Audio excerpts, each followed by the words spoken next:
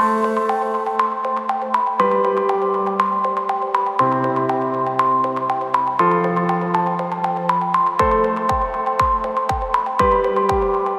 welcome to the very first episode of Digital Disruption Dialogues. I am today's host, Karina Quinn, and joining me is our first guest speaker, Chris Beckford, our president and CEO of eTRANSERVICES.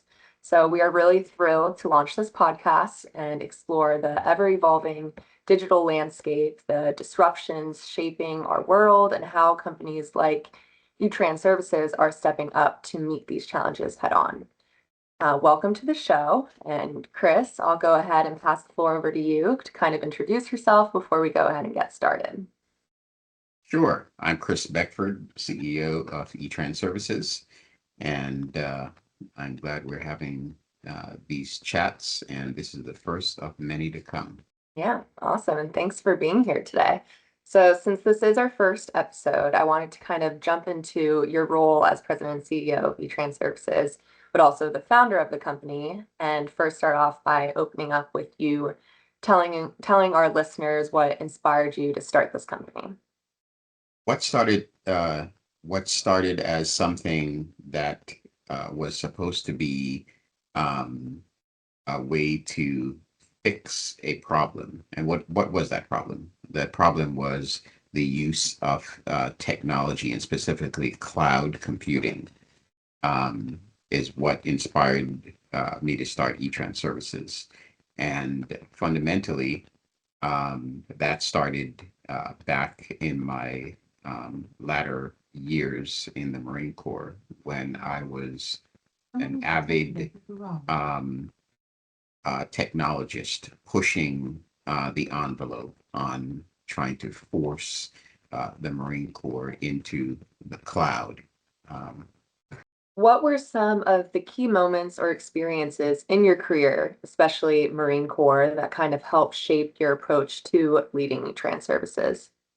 I think a combination of experiences was very helpful there.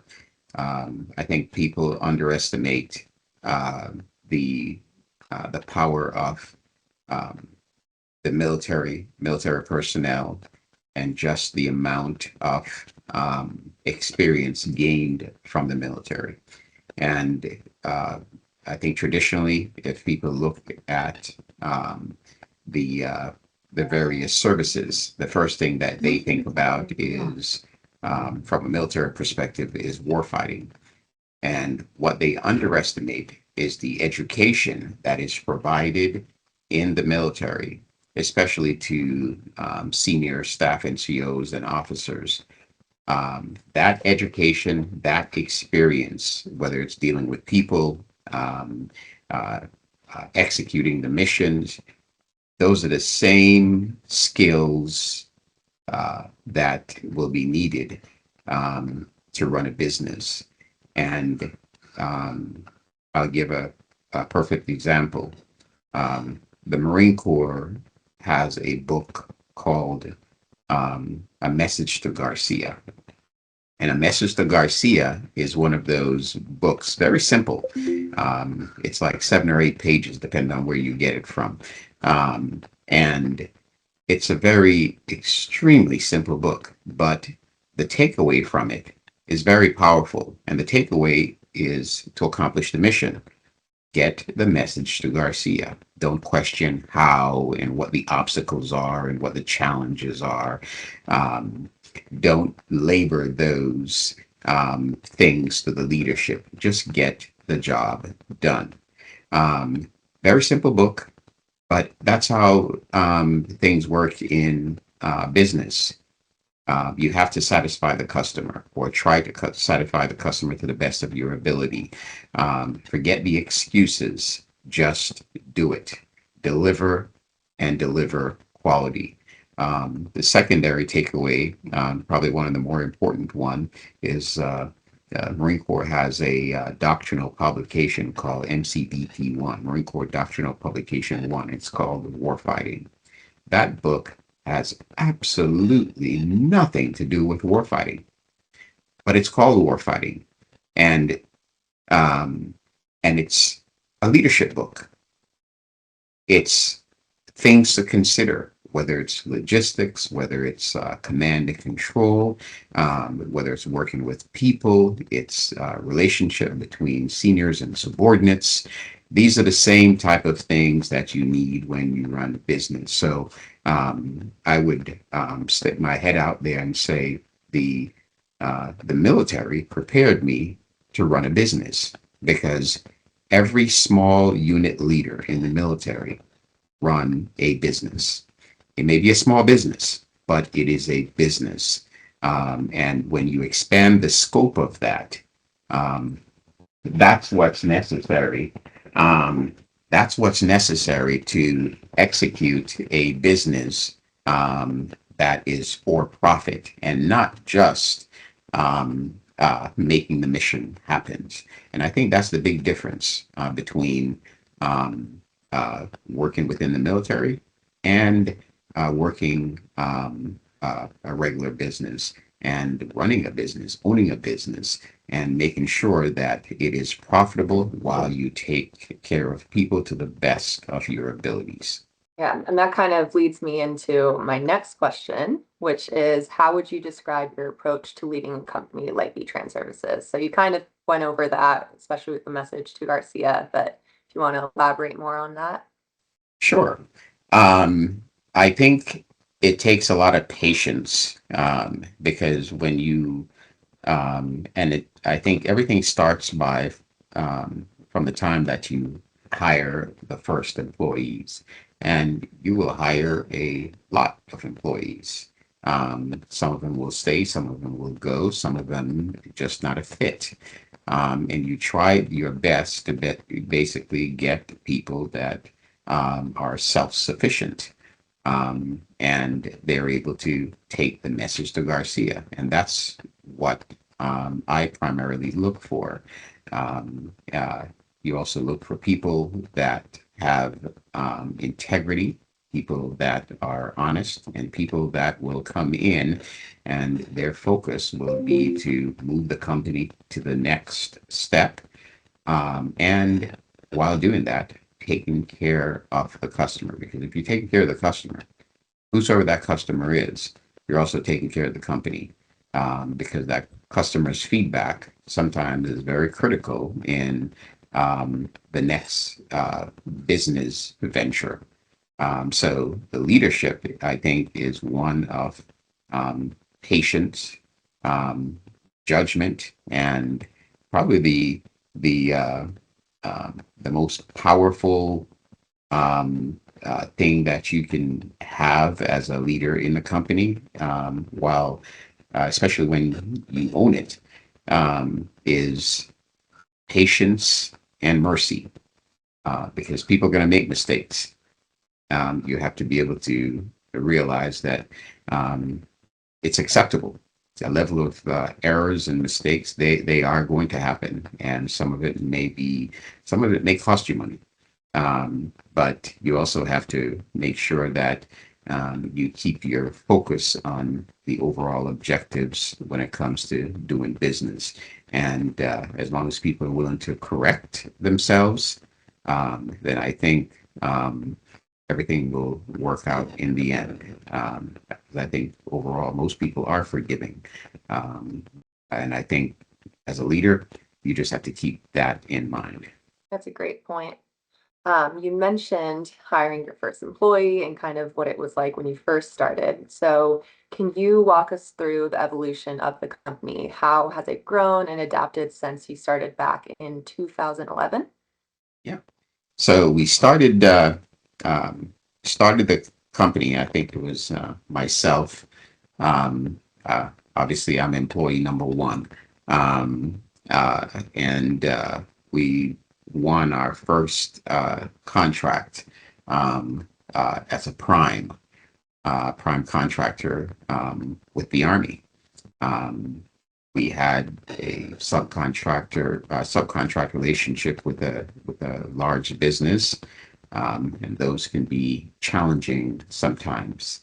And uh, from the first prime contract, I think we did an exceptional job with that customer. It's been sometimes it was very difficult based on the dynamics of the relationships. However, um, uh, we've been with that customer, supporting them since the company began. And now, over 10 years later, or 11 years, um, we're still supporting that same customer, customer number one. And that's because we've provided outstanding services through all the headaches and the challenges. And I think that's a massive takeaway. We've had other customers come and go, but this customer, whether we're a prime or a subcontractor, we've done our best to provide the best support that we can to them. That's great, and that's really cool to hear that your first customer is still your customer 14 years later. That's awesome. So now that we have established your role and expertise in this field, let's talk about the Digital Disruption Dialogues podcast. So, why did you decide that you wanted to launch this podcast, and what do you hope it brings to our audience? When I started eTRANSERVICES, I started the company with the mindset of I will have no file cabinets, uh, no paperwork. Um, I tried no printers, but that didn't work out too well because the government, some elements of the government wanted us to print proposals and bind them and mail them to them. Once we stopped doing that, then we pretty much eliminated printers. But I started with a company with the intention of being born in the cloud and leverage cloud computing technologies, and as much as we could. From the inception of the company, everything was in the cloud, and here we are. Years later, we are still in the cloud. The world has changed since then. COVID, I think, pushed the evolution of business about 6 to 10 years into the future. Everything is remote now. Um, it is, I think, and there's some economical advantages to that, having everybody remote. It's easier to fill positions. It's easier to deliver services, although the government may be changing in the next year or so. That means that we have to bring some people into the office. Well, there's a lot of challenge associated um, uh, with that. And that's for another podcast. But as far as this one is concerned, um, since we were born digital and we stayed digital, now we're taking advantage of the results of that. Um, and one of the reasons for having this podcast is to talk about where are we going digitally? What does the future look like for us and for other organizations and for our clients? Um, and that's kind of why this podcast is began, is to talk about things like AI, machine learning, um, extended reality or virtual reality, the technologies that we are taking advantage of, 5G, the decentralization of technologies that's happening. Now, the individual member of the workforce have more technology in their hands than ever before, and they don't have to be experts using those technologies. They're just apps that are being used to provide um, a lot of value. And I think it's something that's beneficial to us, beneficial to our clients, but more importantly, there's a story that needs to be told about the emerging technologies and the impacts, the opportunities associated with them, and also the challenges associated with them. And I think I'd like to start that discussion and periodically follow up, and hopefully others will share in our experience and benefit from our lessons learned, and the same way we benefit from others. And I know this is going to be where the podcast is mainly focusing on, so I don't want to go into too much detail with this question, but what are some of the biggest disruptions you see shaping the technology landscape today? So definitely uh, AI, something, some AI and machine learning. Those are the two biggest ones because something like a, a chat GPT, it's a game changer. Now, some organizations may not be ready for it um, uh, because it changes the way everything is done. In the school systems, I'm seeing that with my own kids. Um, as far as the government is concerned, um, uh, you know, AI and machine learning is going to bring in things like, you know, uh, automating routine tasks. Um, uh, you know, I hate to be the one to say this, but it needs to be said. Some jobs, some functions will just need to be eliminated because uh, they won't exist in 5 to 10 years. So those technologies, like again, AI, ML, it changed the way decisions are made. It increased operational efficiencies. Those services that are being provided to citizens, they're going to be optimized. Listening to Elon Musk talk about people filing their taxes using an app. Um, that's great because that means that people shouldn't be, if you're in within certain tax categories, you shouldn't be paying companies to file your taxes. The government should be providing something because to help you with that, because part of the service to the citizens should be the government providing the tools that you use, because at the end of the day, they have a majority of the information. They have your W-2 information. They have all that. The only thing you're saying is, here's my deductions. I either paid too much or I paid too little. And it's that simple. So an app should be able to take care of that. We're not ready for something like a quantum computing as yet, but with the advent of virtual reality, Google goggles, the metaverse that extend or augment the existing reality, that is here. That's being used today.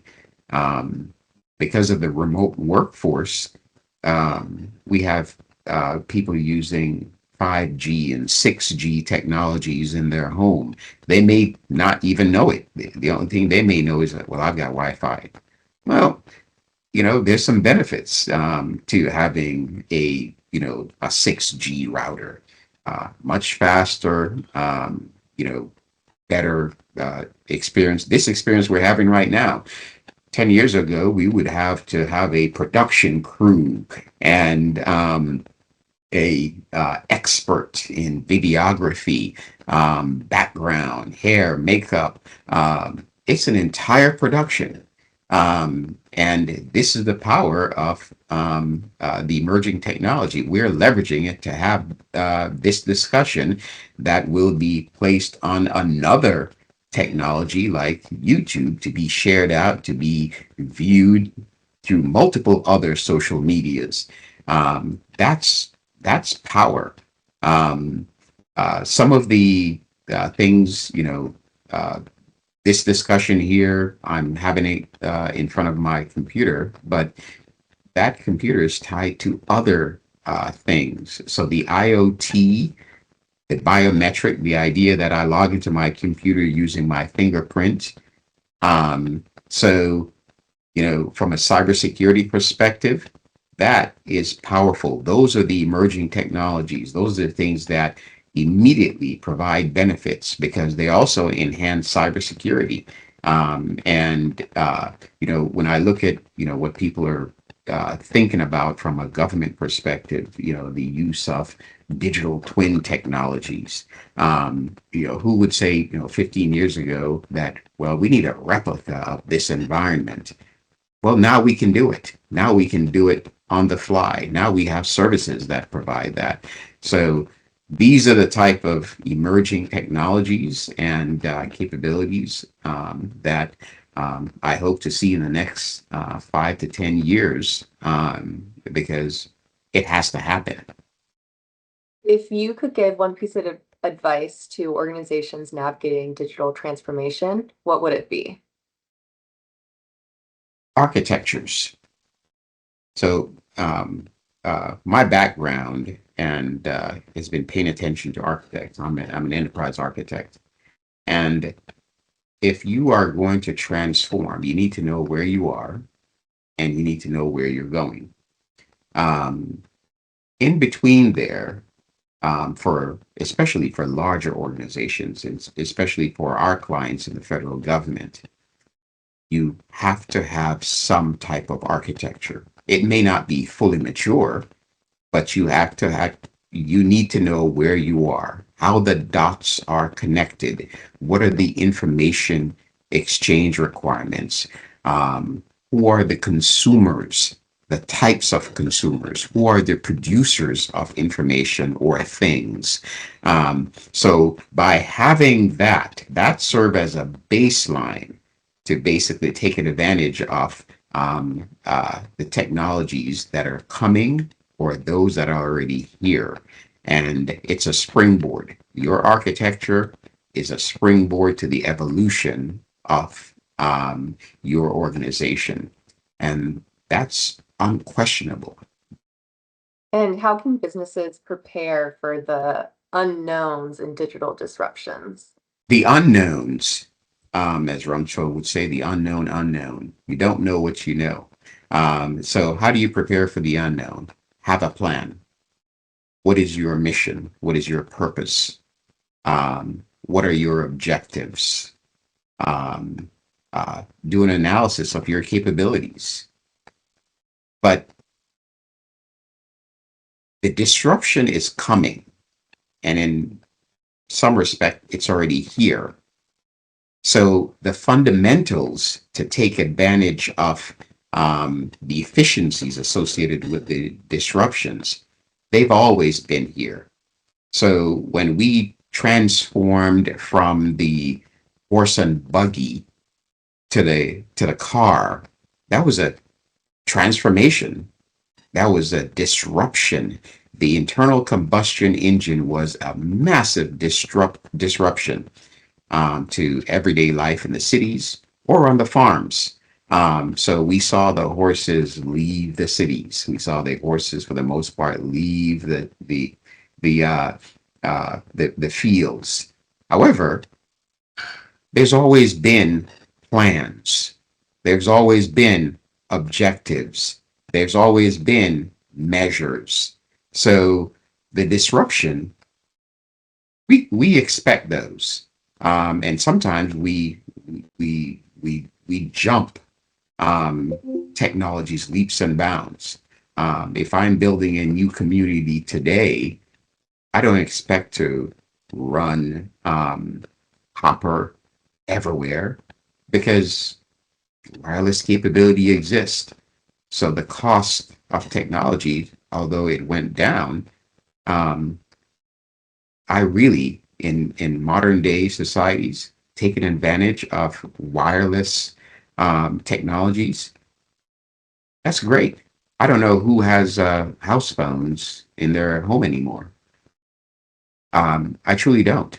However, maybe my parents, but for those that do, they have it because they want it, or maybe the digital edge.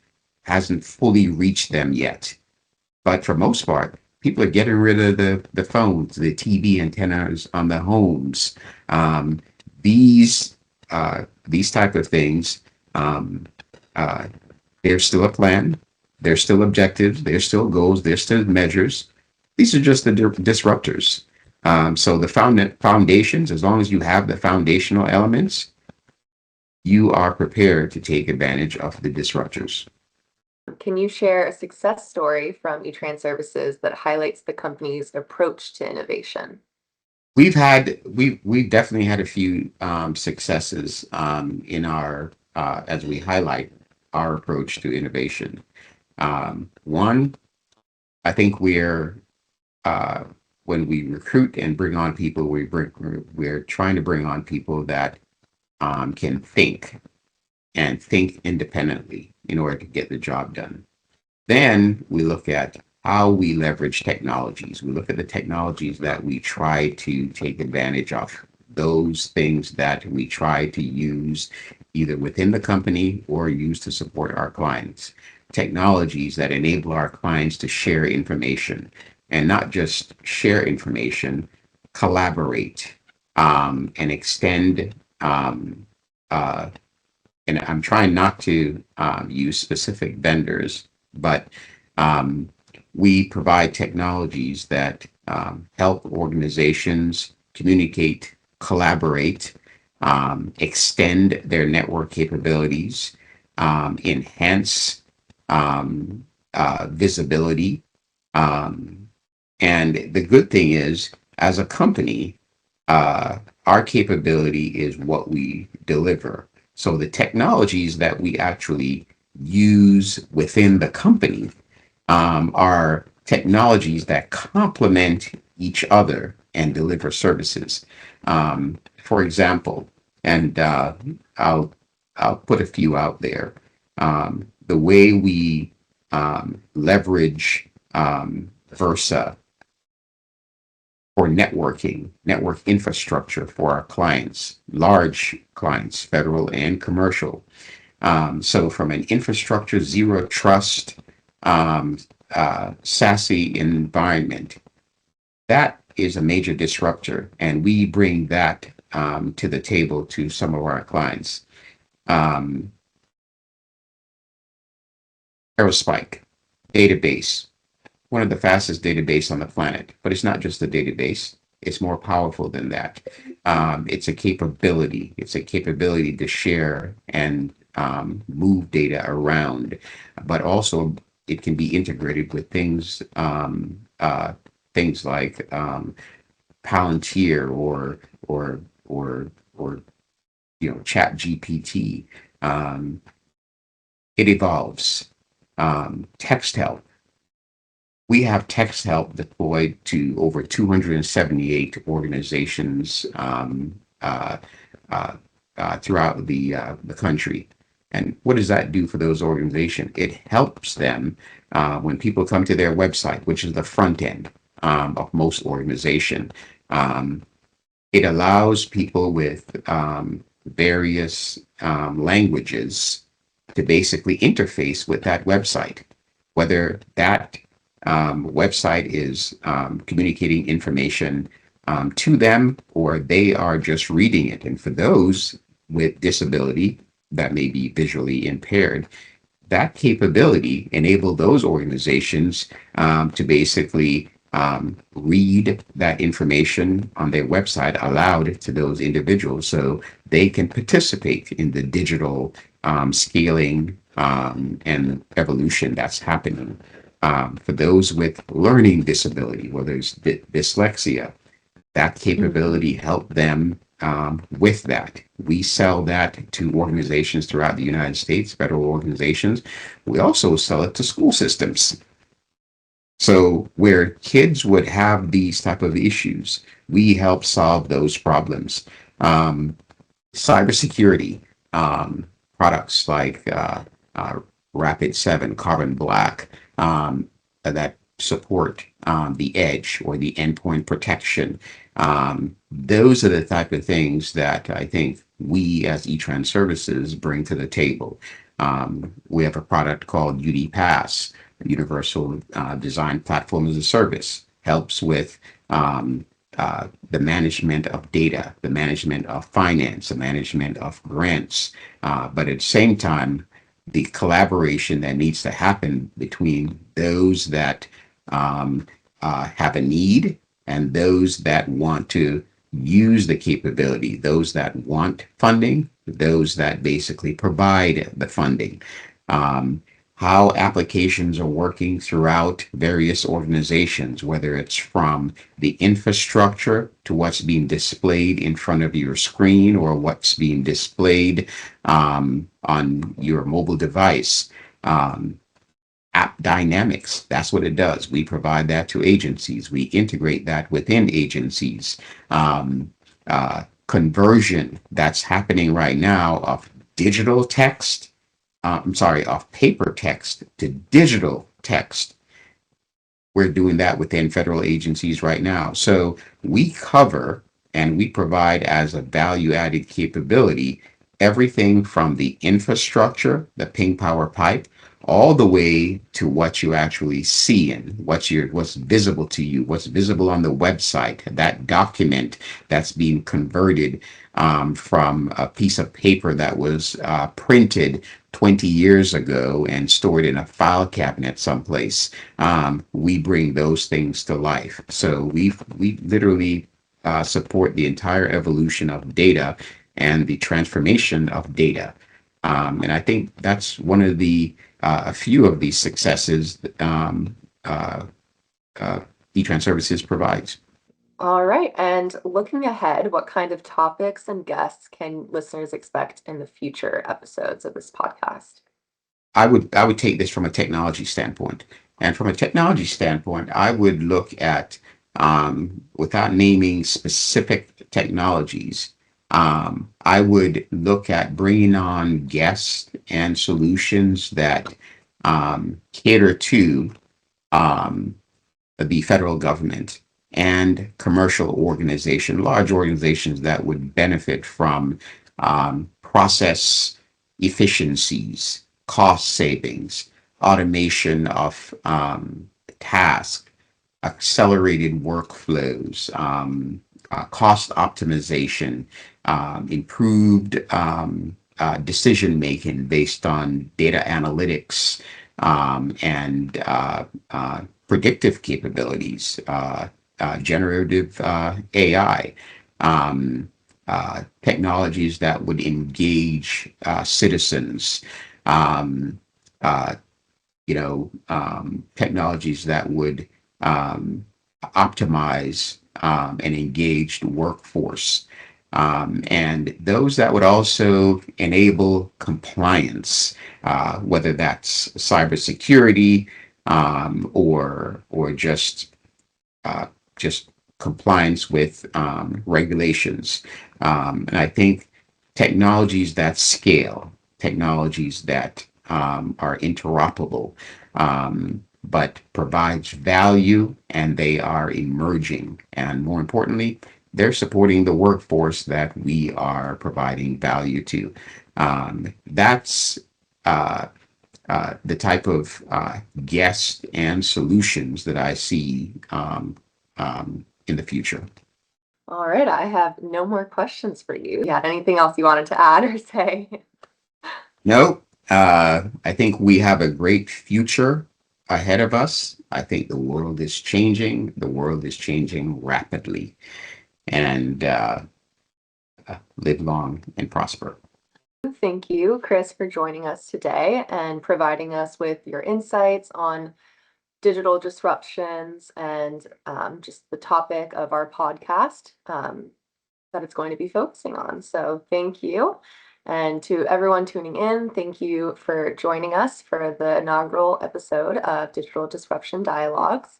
Don't forget to subscribe to the podcast and follow eTRANSERVICES on LinkedIn, Twitter, Facebook, and Instagram for all updates. We'll be back soon with more insights, stories, discussions, and guest speakers to help you navigate the world of digital transformation.